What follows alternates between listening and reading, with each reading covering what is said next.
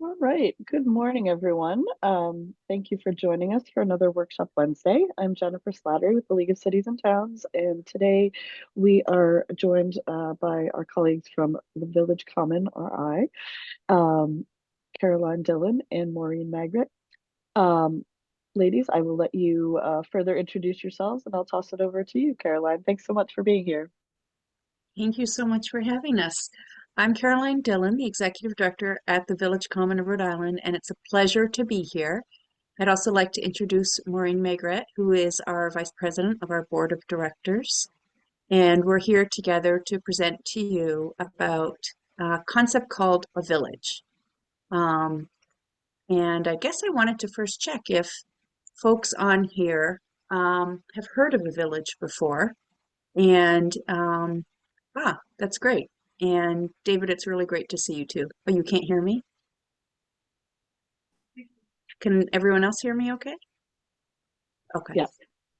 Um, so we're here talking about the concept of a village, and that's where volunteers support older adults to age in their home and community.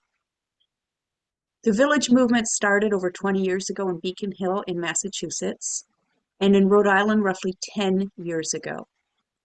We started with one village, and at the beginning we were known as Providence Village of Rhode Island.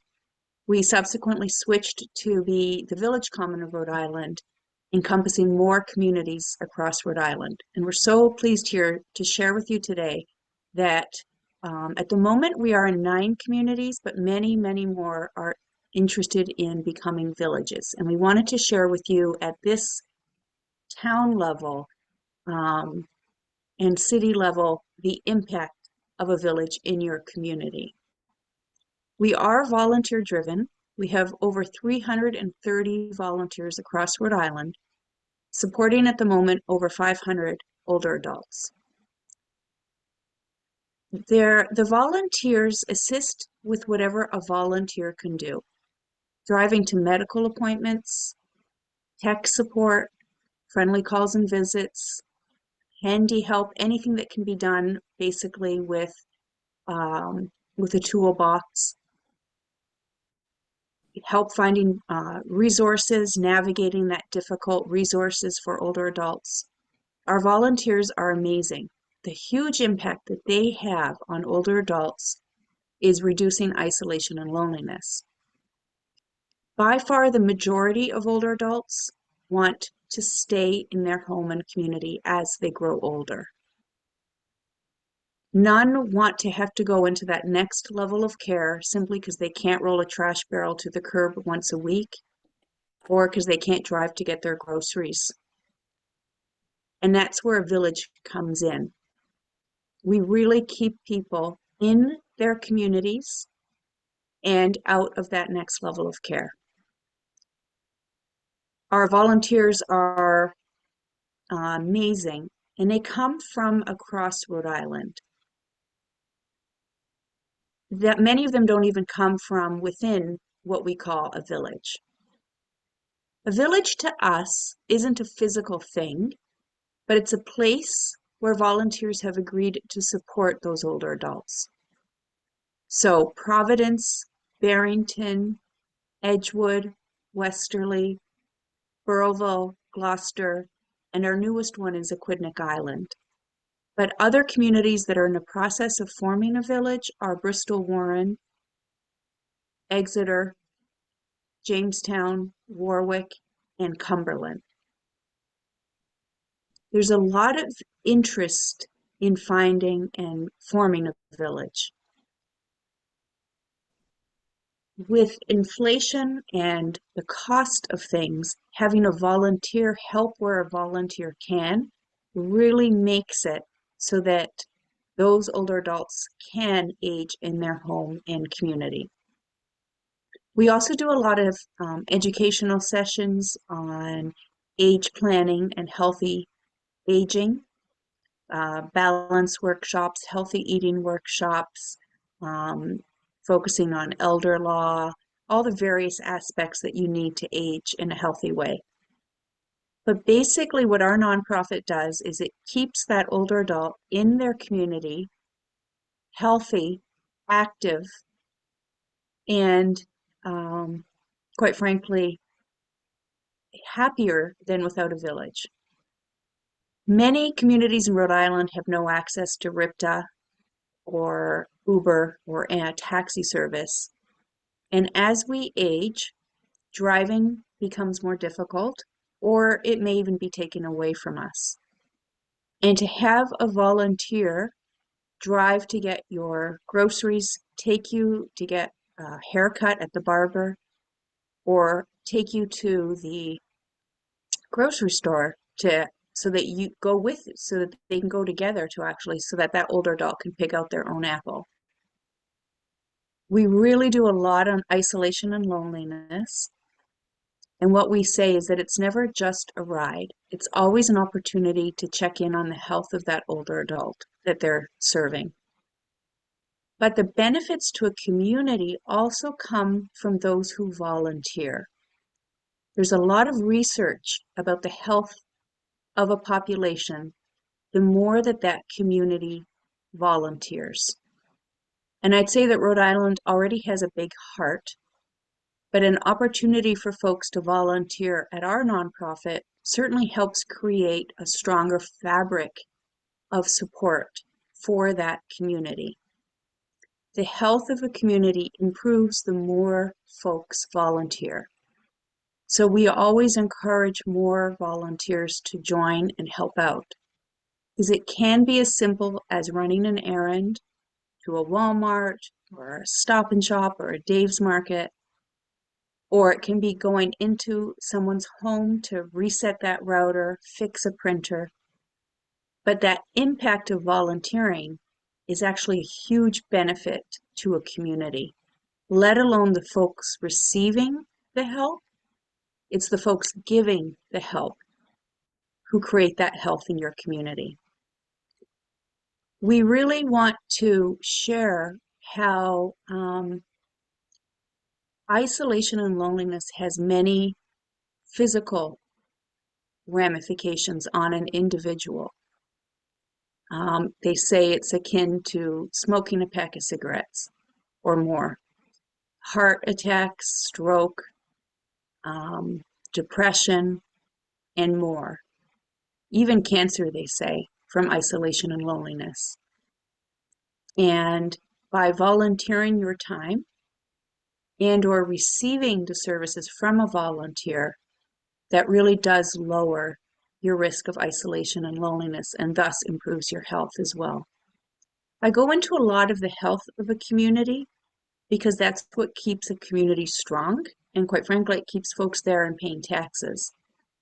But there's that larger impact, but there's also the impact just at the individual level. Maureen, I'll pass it to you to see if you have anything to add at this time, and then I'll go into some future things that we're planning. Great. Thank you, Caroline. I'm Maureen Maigret, and it's nice to see David Boa on the call, as well as CJ Donovan. I've worked with both of them in the past. My background is in aging and long-term care policy, actually, I was in the legislature for 10 years, and I also had the opportunity to be the director of the Department of Elderly Affairs for 4 years under Governor Bruce Thunlin. And so when I heard about the village coming to Rhode Island, a village program coming to Rhode Island, I was so excited because all those decades of working with an older population, I knew how important something like this could be. I knew people wanted to stay at home as long as possible if it was really safe for them to do so. I knew we had a very high percentage of older people in Rhode Island, and that was growing. Right now, we have a number of communities in which our older population is 20% or more. So I was thrilled about a village coming to Rhode Island, and I accepted a position on the board and have served for the last 2 years as vice president. And I've seen the village grow. When I first became acquainted with the village, I think it was only a couple. And now, as you heard from Caroline, we have 9 communities participating. One of the things I like to stress is that we are not here to duplicate what you may already have in your community, such as a senior center.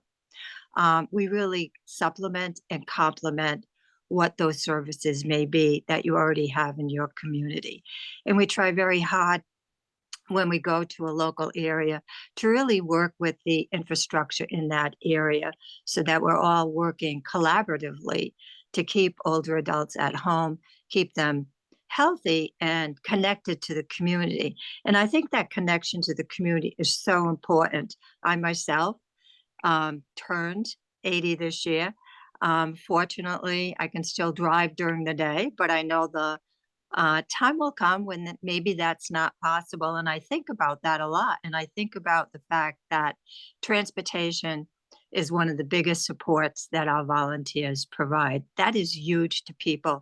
As Caroline said, just imagine that you're an older man or an older woman and you really want to get your hair cut and you have nobody to bring you. You don't want to bother your kids if they live locally. Many of them do not, as mine live in California, but you don't want to intrude on their lives. They're busy with work, family, etc. So having a volunteer to help you get to wherever you might be is just crucial. And the relationships formed between our members and volunteers are really precious, and they really add to both their lives, both the volunteers' life and the members' life. So that's why I'm inspired by the work that the Village Common is doing, and why we want more people from city and town government to know about what we do. And I think, I'm not sure, I think we might have some people from public safety on the call. Is anybody from public safety? Maybe you could raise your hand or let us know. I see Chief Carey. I'm not sure where Chief Carey is, but it's really important. We want to make inroads into public safety offices in cities and towns to let them know about us, because I think sometimes they know about people who might really want to become a member of a local village for what it offers them. So, that's another reason for joining this call this morning, to let people who may not have a village know more about us and the supports that we can offer to your growing older population. So with that, I'd be happy to answer any questions and turn it over once again to Caroline. Thank you. Yeah, I'd say for us, a big ask of you all is helping us reach the unreachable. Those are the ones who are really isolated, and as Maureen said, live alone. Those are the ones who really could benefit from a village. We are a membership organization. We're proud of what we do, and as such, we do have dues. However, our dues are on a pay-what-you-can model. We've never turned anyone away, which is why we're a 501c3, so we have donations, we work on grants, etc., to ensure that any older adult can join a village if that's what they wish to do, no matter their income. So that's a big thing about who we are, our inclusivity. Part of our future plans are working more with the Spanish-speaking older adult population, better supporting our LGBTQ plus older adults through our Circle of Pride, who are then supported by specially trained volunteers to see to their needs. Certain populations really have a big desire and almost a need to stay in their home and community. And one of those populations is the LGBTQ plus older adult population. So we strive to support them as best as we can in a way that they'd like to be supported. And that's done through our Circle of Pride. One of the key things about who we are and what we do is our volunteers.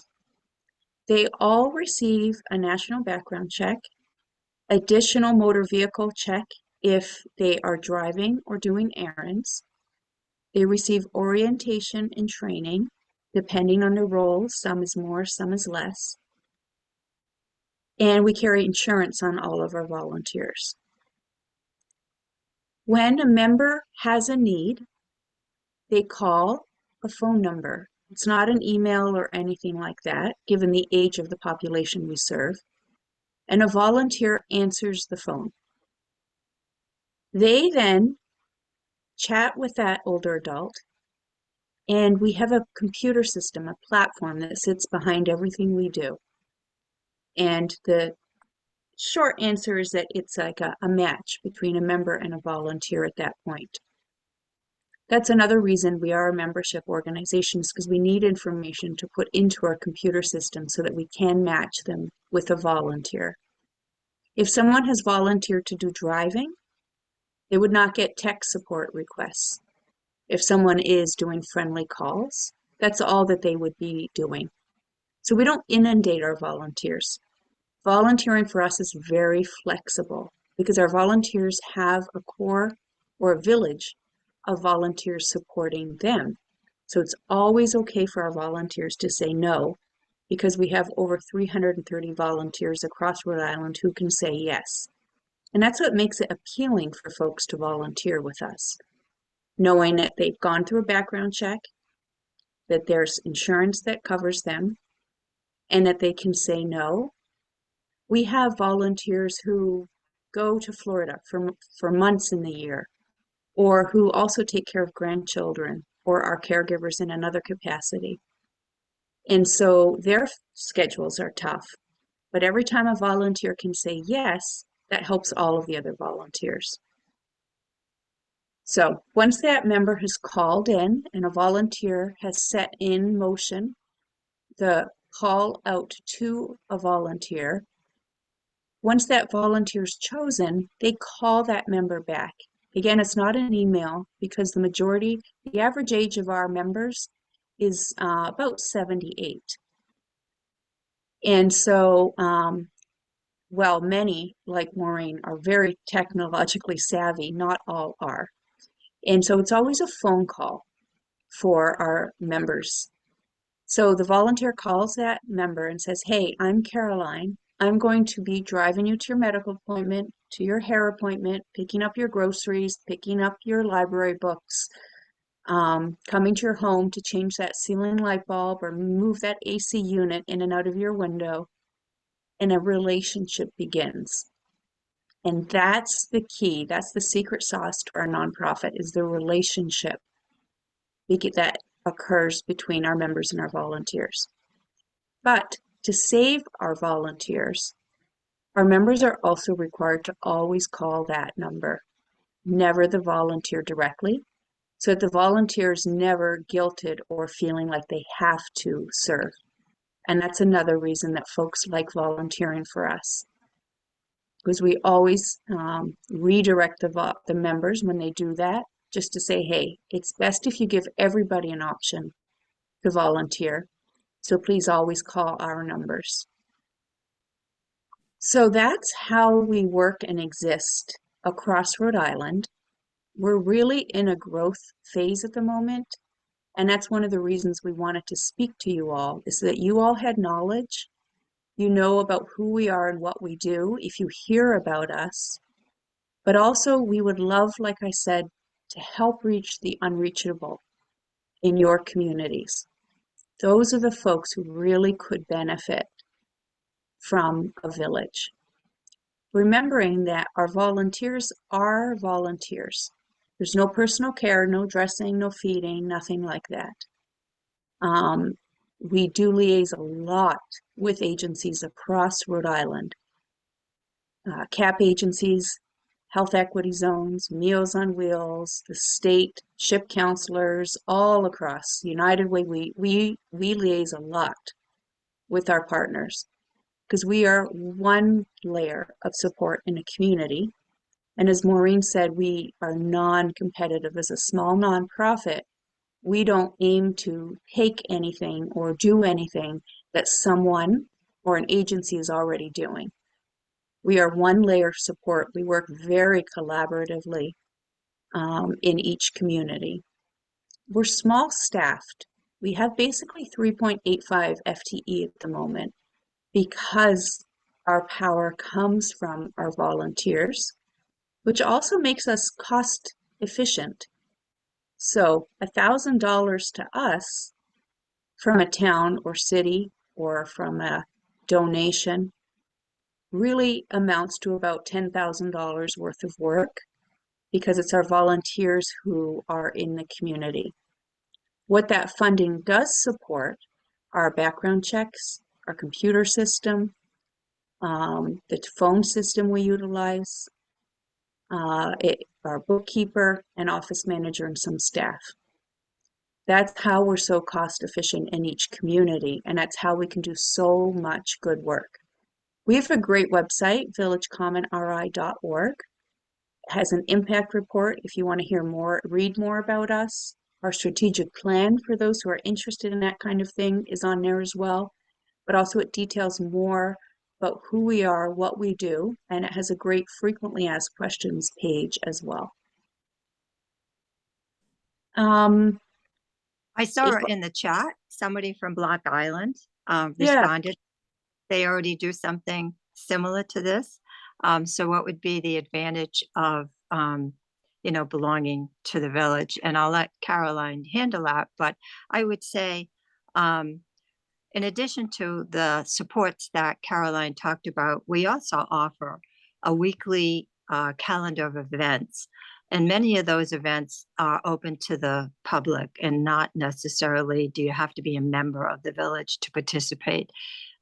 Recently, a series was done about planning for aging that included information about care management, Medicare enrollment, a whole host of series of sessions to talk about planning for aging was done.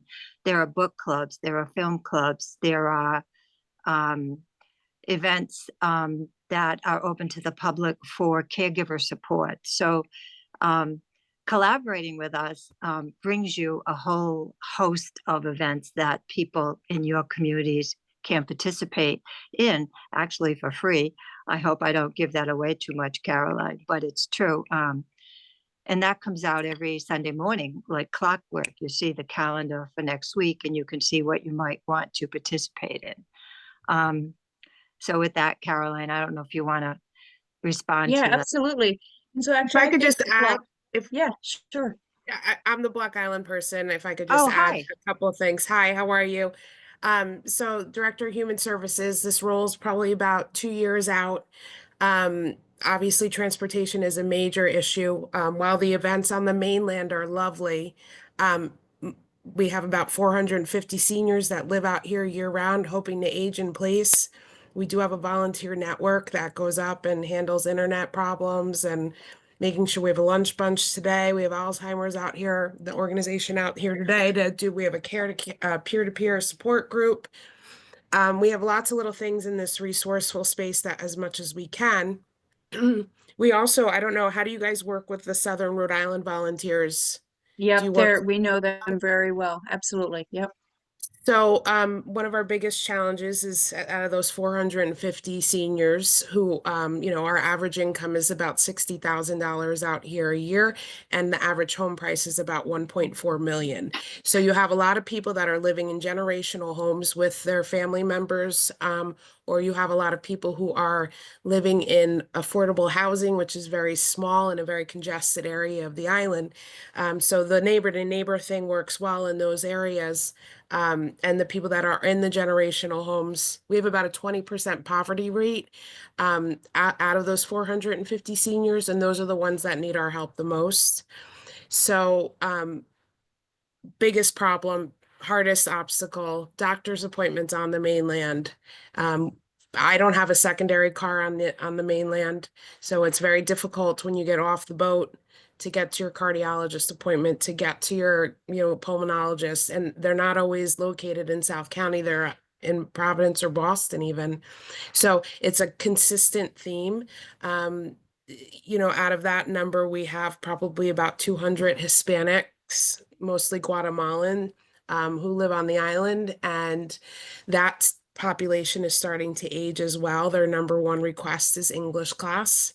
So that's something that we've been really working towards to make sure. But my question is, the people that would need this program the most out here would not be able to afford a membership. The people that you know, for me, I'm just looking at it as an overall. I don't know how it could benefit us, and maybe we can spin our wheels. I noticed someone on here from Little Compton. I would love to have a sidebar conversation with them because it's very similar kind of, only Mhm. you guys have access to a Target and a grocery store, and we feed about 62 mouths through Johnny Cake Center, and that is picked up, shop for by volunteers on the mainland, dropped off at our boat. I just filled out 5 new applications, and they're not older people, but you know, these are kids that are in high school getting ready to drop out of high school out here because they can't afford to do it. So Yeah. my thing is I need help on the mainland to bring over because we're settled over here. So that's kind of where, is there something in Narragansett that you guys could help us with that we could maybe send a donation as a town to kind of help us out when I have a senior in need who's getting on the boat and has to go to the dermatologist, that kind of thing. Yeah, so again, I'll go back to our membership dues, and we've never turned anyone away, which is why, again, we are 501(c)(3). We accept funding from towns, cities, personal donations, grants. We have federal, state, local grants as well. So that's never been an issue for us. We would never turn someone away. I've been to Block Island and actually spoken before you were in that position with your senior advisory group. And we've talked about the concept of a village. And each community is unique, and that's a beauty of Rhode Island. And how would we help you? Probably, yeah, we don't have anything in Narragansett at the moment.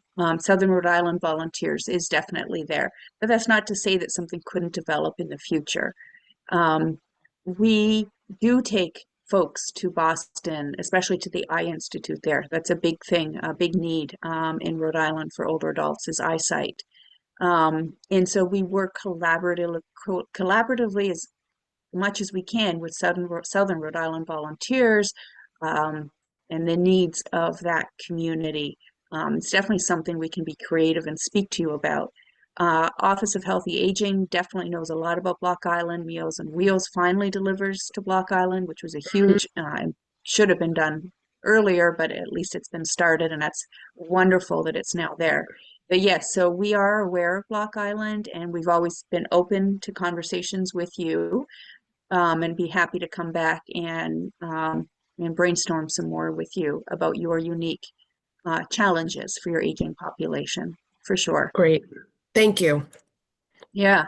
And I mean, basically, in all, we just never want an older adult to call 911 because they need groceries or they're lonely or um, they need that ceiling light bulb changed. That's a great thing for a volunteer to do in your community. And so um, we are not the answer for a community because we're volunteer driven, but we're a very strong answer in collaboration with other folks in your town and cities, all your communities across Rhode Island. We do have another, it was mentioned already, but we did have another piece in the chat about, Oh, from Little I Compton. didn't see that. Yeah. So she is the tax assessor there, and looks like they don't have a village established, but would love to talk more about it. So, is there a best way for folks to reach out to you? I'm just reading that. I'm so sorry. This is wonderful. Yeah, so I'll put my email address into the chat if that's okay with you all. And you can grab it from there. I'll do that right now. 'Cause it's the world's longest email address, so just copy paste it somewhere. I'm so sorry about that. But yeah, so Little Compton is actually another one. When I was chatting with Office of Healthy Aging, she was saying, Director Samini was saying that that is definitely a place where a village could be interesting and helpful. But one of the important things about who we are as a nonprofit is we never approach a community and say, hey, we think you should have a village. Communities approach us. We don't do outreach anymore because it never works if I go to a community and say, you need this. No community would respond well. Of course they wouldn't. That's just human nature. But when folks hear about us and reach out, that's when it really does happen. And having involvement from police, fire, EMT, all the way through to older adults themselves in your community really sets up a nice table conversation for starting the village movement in your community. We always try as best as we can, even to include librarians, quite frankly. People go to them, they're trusted resources in a community. So libraries are a key source for us. But let's just go right back to what Maureen had also said about senior centers. They're also a key partner of ours. More often than not these days, it's if you have a senior center in your community, that's who's reaching out.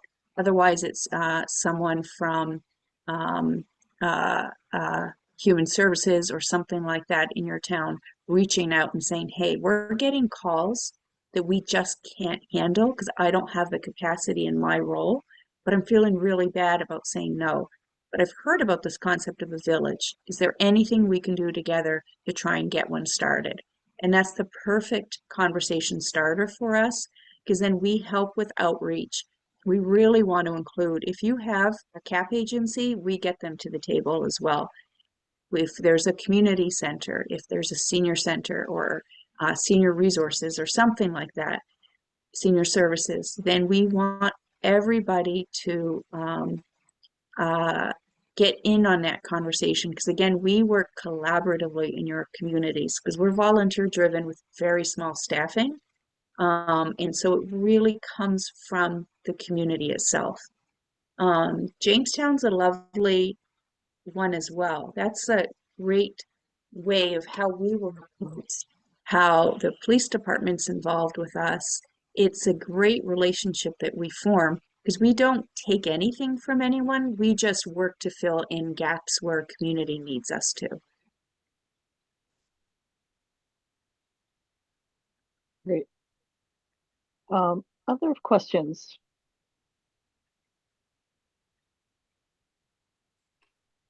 All right. Looks like we've exhausted the questions, but did you have any closing remarks, ladies? No, we're thrilled to be here with you. It's just a conversation opener. We really hope you'll reach out to me or Maureen if you know her, continue the conversation at that community level. Like I said, one of the beautiful things about Rhode Island is its uniqueness of communities. And so how we are set up, it's called Hub and Spoke, which is boring to all of you, but basically the hub takes care of all the central admin things, leaving each spoke or village to be unique and reflective of your community. And that's how we succeed in Rhode Island. There's over 300 villages across the US now, ever since that first one in Beacon Hill. And um, it's it's a model that really does work in a community. It seems so simple, but it is actually highly effective at keeping those older adults in your community safe, engaged, and healthy. I would just add that this year I was really excited because people in the city where I live, which is Warwick, were interested in starting a village. And so we had an initial meeting and we had more than a dozen people there, and a steering committee was formed. We let the mayor of the city know what we were up to. He invited Caroline to speak at the next city council meeting so that all members of the city council would be knowledgeable about what we were trying to do. So I just want to leave you with the words that it's important that local government also know about the village and help as much as they can when a village is being formed and provide whatever support would be available, whether it's, you know, a newspaper article about the village coming to your community, etc. But that has been a very successful way to get a village up and running and people involved. Fabulous. I'm sure there's a lot of ways to connect the two, and that would definitely benefit all of our seniors. All right. Well, I would love to thank you both for being here and thank you everyone for attending. I will circle back with everyone to report out on the recording of the session. And for those of you who are here, please share that with your colleagues so we can spread the word. Caroline and Maureen, thank you so much for being here with us today. Thank Thank you. you so much. Thanks, everybody.